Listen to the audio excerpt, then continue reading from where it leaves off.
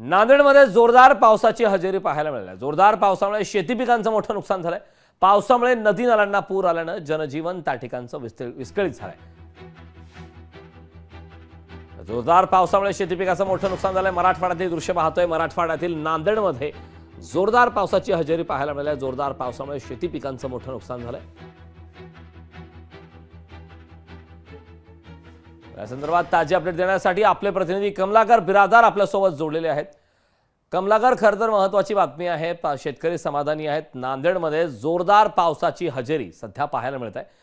यामुळे शेती पिकाचं मात्र आता मोठं नुकसान झालंय। पावसामुळे नदी नाल्यांना पूर आल्यानं त्या ठिकाणचं जनजीवन विस्कळीत झालंय, कारण पावसाचं प्रमाण यंदा अधिक पाहायला मिळत आहे। या संदर्भात सविस्तर आणि सध्या ताजी अपडेट्स काय? नक्कीच करत काल रात्री 11 वाजल्यापासून जर बघितलं तर नांदेड जिल्ह्यामध्ये पावसाने दमदार हजेरी आपल्याला लावलेली पाहायला मिळते। रात्रीपासून जे आहे ते पावसानं खंड ठेवलेला नाहीये। आपण जर बघितलं तर नांदेड शहरातला हा सखल भाग आहे। त्या भागामध्ये मोठ्या प्रमाणामध्ये दरवर्षी जे आहे ते पाणी असं हे साचलेलं आपल्याला दिसतं। गुडघाभर पाणी यामधनं या सर्वांना वाट काढावी लागते। आणि जर या घरांची अवस्था बघितलं तर घरांमध्ये सुद्धा मोठ्या प्रमाणामध्ये पाणी शिरलेलं आपल्याला या ठिकाणी पाहायला मिळतंय। नांदेड असेल, हिंगोली असेल, परभणी असेल, यवतमाळ असेल, या ठिकाणी मोठ्या प्रमाणामध्ये जे आहे पावसाची रिपरिप आता सुद्धा सुरू आहे। नदी नाल्यांना पूर आलेला आहे।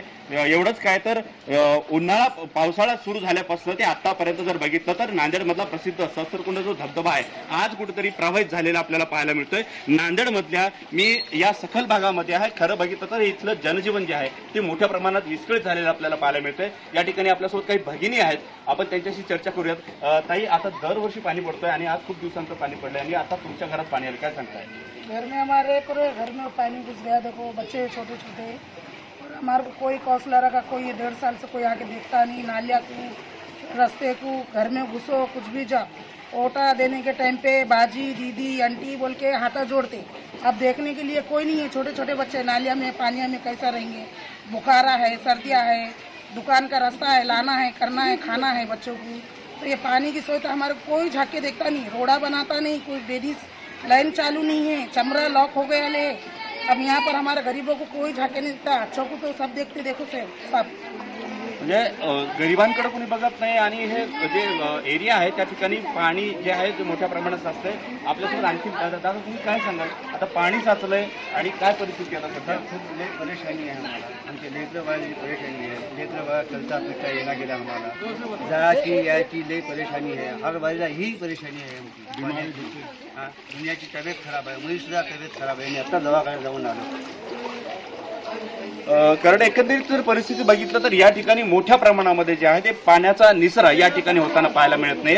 पावसाळा सुरू होण्याच्या पूर्वी जे आहे या ठिकाणी नाले सफाई व्हायला पाहिजे, मात्र महानगरपालिकेच्या ढिसाळ कारभारामुळे आणि या ठिकाणी जे आहे 1 ते 1.5 वर्षापासून प्रशासक या महानगरपालिकेमध्ये आहे आणि कुठलाही नगरसेवक या ठिकाणी नाहीये। बोलावं तरी कुणाला, आपली कैफियत मांडावी तरी कुणापुढं, हा प्रश्न या सर्वसामान्य नागरिकांपुढे आहे। कारण नक्कीच कमलाकर, जोरदार पावसामुळे नांदेडमधील नागरिकांचं जनजीवन विस्कळीत झालंय। खूप खूप धन्यवाद या ताज्या अपडेट देण्यासाठी। लोकशाही मराठी ऐका, पहा, जागरूक रहा।